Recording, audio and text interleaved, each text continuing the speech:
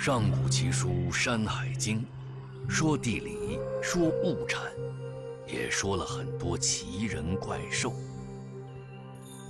这是一部地理博物志，远古生存指南，还是先人童年时代的真实智语？光怪陆离的言语中蕴含一股子神奇，让书写它的族群战胜种种磨难，延续至今。让我们回溯历代解读，用今人神思连接远古初心，让《山海经》再度惊奇。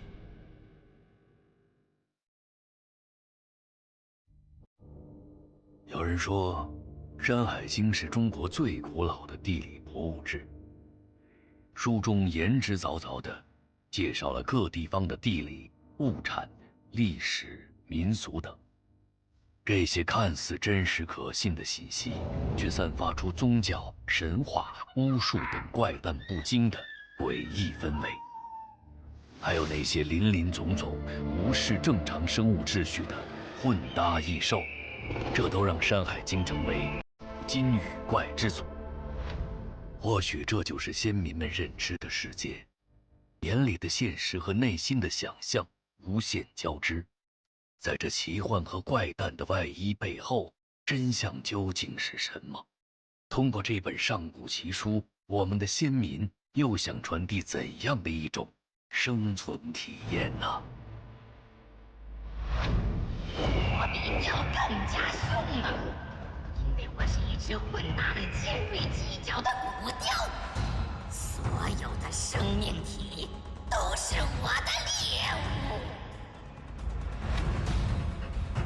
人脸诛身，浑身烽火，却长着猴尾巴。我的搭配色彩斑斓，引人注目，而我却只想吃掉它们。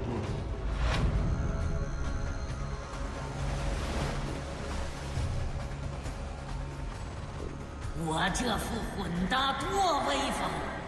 人面牛身马甲，雄壮残暴和嗜血，就是我的生存之道。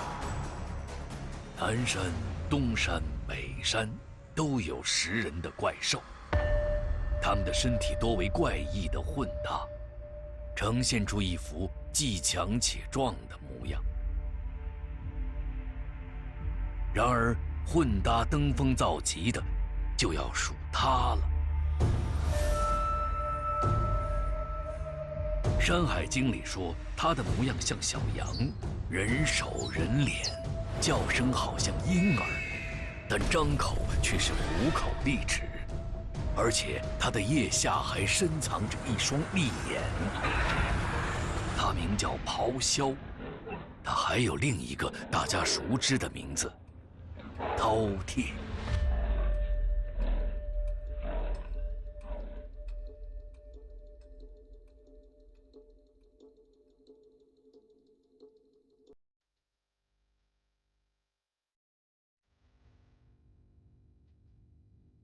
模型师正在打造一款粘土游戏，它起名为《饕餮养成日记》。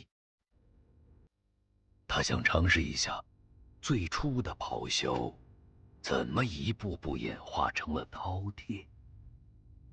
人面羊身，一副可怜兮兮的样子，怎么就成为赫赫有名的饕餮？怎么开始呢？就从最初的生存体验入手吧。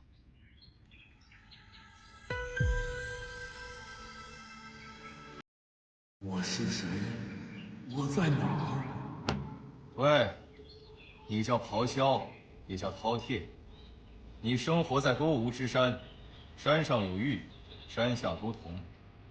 你先是个羊身人脸，剩下的你看着办吧。游戏开始。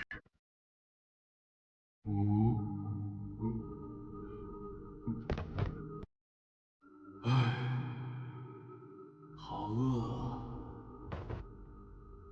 刚刚出生的饕餮，只是一只瘦弱胆小的小野兽，整天围在父母身边，经常要躲避野兽与猎人的追捕。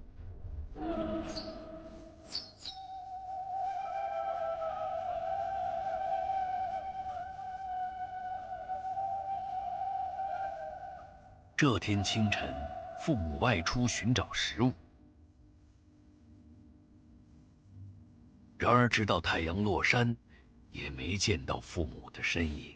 他知道，父母可能已经成为别人的晚餐了。又悲，又冷，又饿。不行，为了活下去，我必须自己去找吃的，就是死了也要吃饱。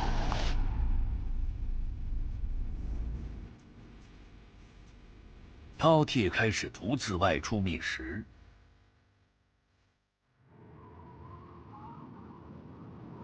他在林间寻找树叶和野果、绿草和快茎，小心翼翼地躲避野兽和猎人。很快，饕餮就发现，光吃植物根本无法填满自己的胃口。他开始觅食小动物。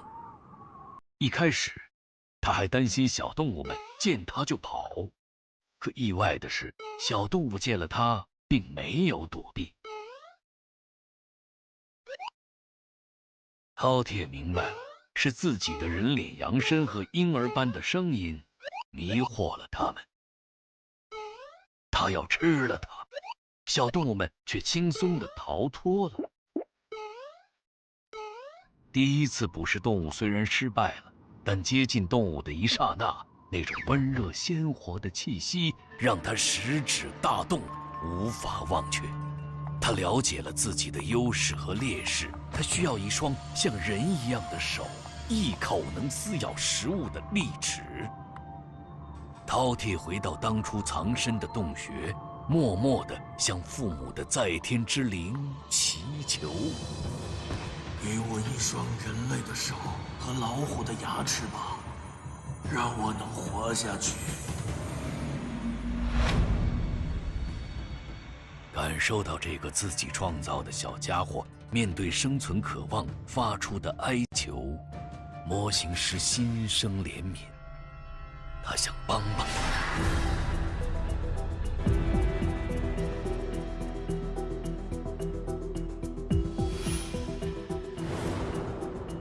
说干就干，只要饕餮需要，他会给他最好的进化。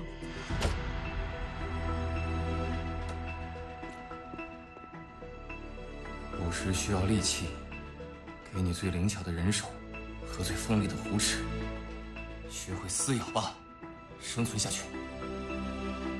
身为创造者，他想看着饕餮如何进化。或许一切生存游戏只要开始，就必须继续。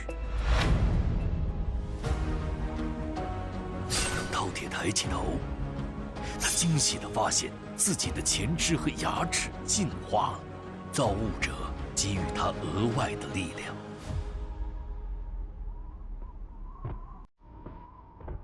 能直立行走的饕餮开始捕食小动物，手到擒来，从不落空。沟吾山上生态环境极好，饕餮有着丰富的选择，而且强壮身体让胃口也变得很大。渐渐的，饕餮开始捕食那些奔跑的大型野兽，吃它们的血肉，吸食它们的恐惧，而被它捕食的动物们的欲望统统叠加在它身上。它在丛林中所向披靡，猛兽已经不能满足它的欲望，饕餮最终瞄上了人类。要吃人，而且吃人从头开始。它最大的特点呢，就是哗一下子扑过来，咬住人家的脖子。从此以后，它就不松口。人不死，它是不松口的。你就把它打死，它也不松口。汉代的《神异经》里描述了饕餮的恶行，它偷袭人类部落，攻击老人、儿童以及落单的人。然而，和《山海经》不同，《神异经》里的饕餮似人而非兽，两段记载相互印证之后，映射于饕餮之上的寓意也就呼之欲出了。又有史料给饕餮准确定义：贪财为饕，贪食为餮。饕与餮组词表示极致的贪欲，不仅是吃人的兽，那些欲望无休无止的膨胀的人，也被称为饕餮。先秦典籍《左传》里有这样一段描述：晋云氏的后代里有个不成器的家伙，穷奢极欲，索取无度，无视民众生存底线，大家都骂他就是吃人的饕餮。勾吴之山上，饕餮的恶名在各个族群间迅速传开，但饕餮并不在意。对他而言，饲养和吞食已经变成一种本能，吃得越多，他越踏实。他不再恐惧瑟缩，变得空前自信。他的声音也从原来的小婴儿变得如同巨雷。《山海经》里饕餮的又叫做咆哮，咆哮的实际上是形容它声音的，咆哮如雷。那么至于它的身躯呢，它可以是多种多样的。最大的特征呢，大家都知道，就是能吃，并且贪吃，食量呢极大无比。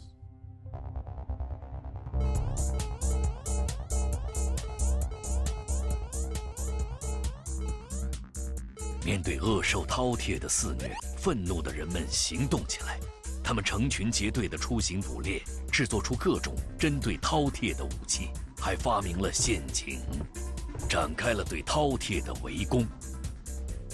弱肉强食的生存法则是残酷的，捕食人类越来越难，还得随时面对可能被人类追剿。而山林也被它吃得越来越空旷，饕餮迫切需要更多的眼睛，发现猎物并躲避危险。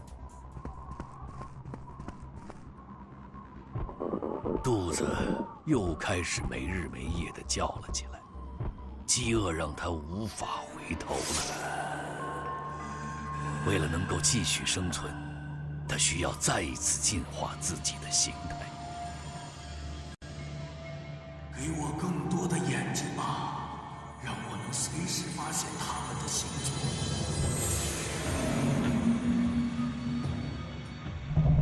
这一刻，饕餮发出的渴望，如同魔咒一般控制了模型师。饕餮果然厉害，他的欲望只要发生，就务必达成无休无止。给予你额外的双眼，可以看清八方，不惧围攻。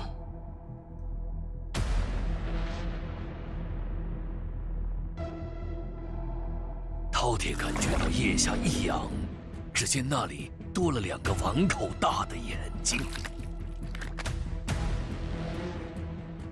从此，他变得更加机敏，更加狡诈，更加贪婪。曾经的那个胆怯温顺的小怪兽彻底不复存在，欲望如病毒般扩散，无止境的增长。只有不停吞噬，才能让他心满意足。其目在腋下，眼睛又长在胳肢窝底下。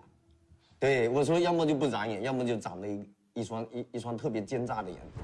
为什么是羊身人面？因为羊是动物界最善良的动物，但是它又长了人的脸，牙齿又是老虎的牙齿，又长着人的爪子。你想它是什么样一种？它是极善极恶的一种这种关系的一种拼贴。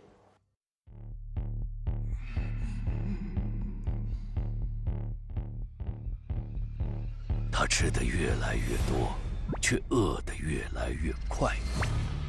他走过的地方，往往只剩下一座骸骨小山。饥饿又让他感到撕心裂肺的痛。他睁大眼睛，等待着猎物的出现，无论是兽还是人。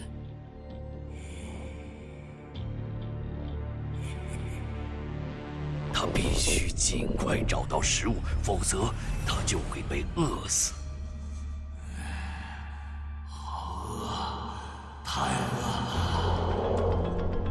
魔星师已经来不及后悔制造了饕餮，他只能无休无止地给饕餮供给食物。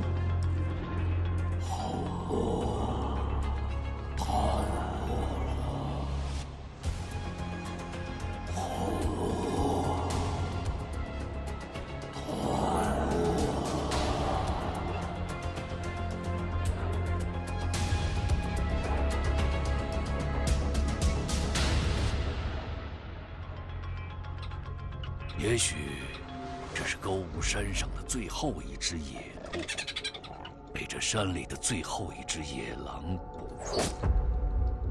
他们都落在了一名落单的猎人手里。突然，猎人身后又一个巨大的黑影逼近，他是饕餮。惊恐的猎人最后看到饕餮腋下眼睛骤然裂开，变成了大口，3张大口露出利齿，向猎人扑来。饕餮居然自己完成了进化。作为创造者，魔形师有了明显的失控感。吞噬的意念越来越强大。一片狼藉中，唯有饕餮还在不断啃食。他不停地吃掉自己的手、胳膊以及身体。当欲念最终打败自己的身体，欲望将彻底支配一切。因为人类走到今天几千年的文化，我们所有的欲望都没有变过，有可能比曾经更加贪婪了。饕餮那种是强势的，是吧？他私有了自己的身体，它代表了欲望。我觉得当时设想做的时候，应该是正在吃自己的时候，他撕开自己肚皮那一刹那，拿过所有的金银珠宝，一泻千里。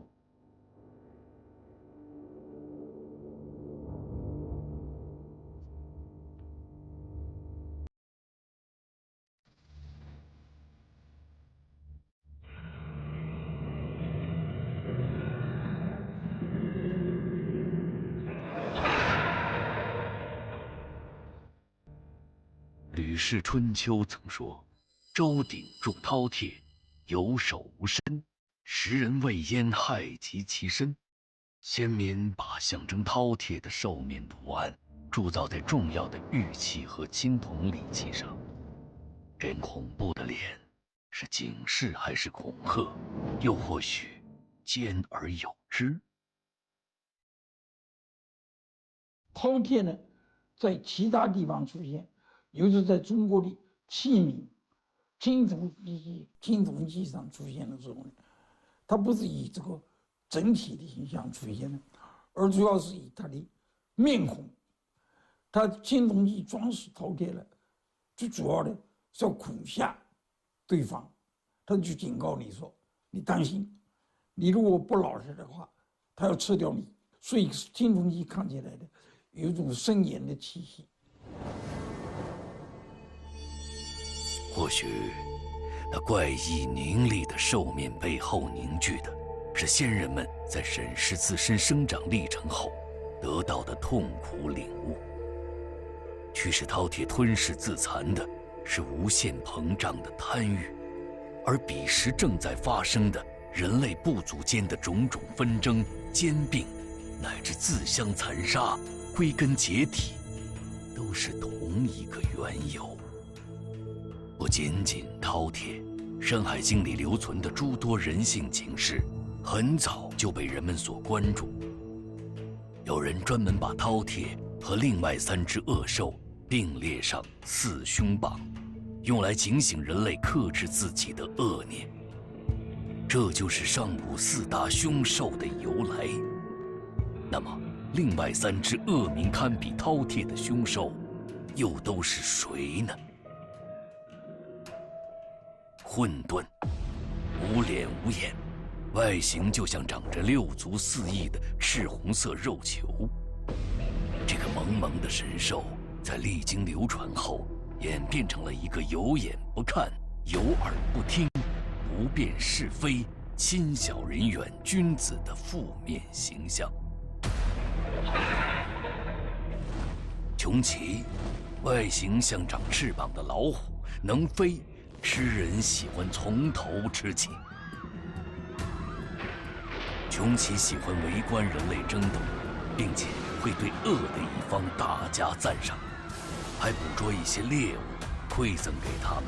但对于善的一方，穷奇却要吃掉他们的鼻子，以示惩戒。这种神操作让人瞠目不已。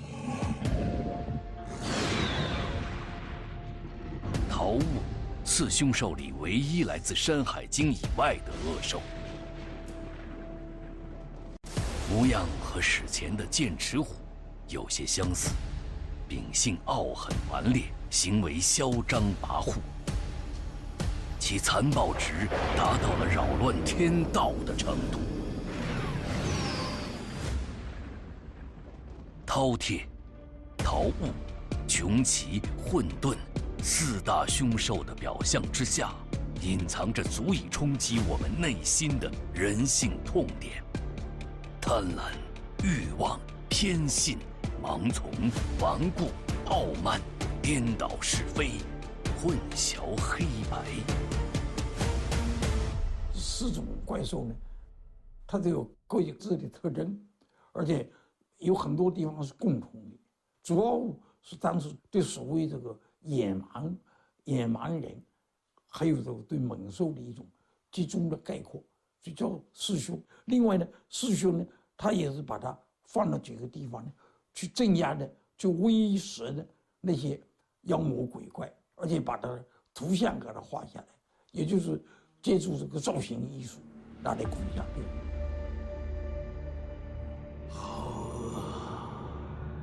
太饿了，怎么办？他创造了他，虽心疼这个家伙，却已无能为力。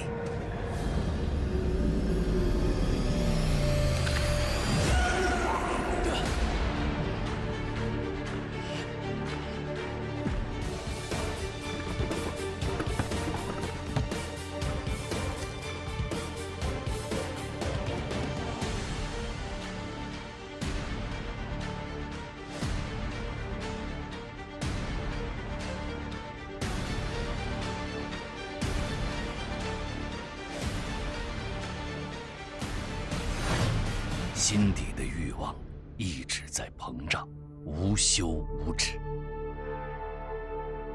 《山海经》记录的奇闻貌似离我们很远，但警示却近在咫尺。吃人的猛兽不只限于外表凶恶的虎狼，甚至存在于我们自己心里。贪念犹如饕餮，出来时貌似无害，却在不知不觉中露出锋利獠牙。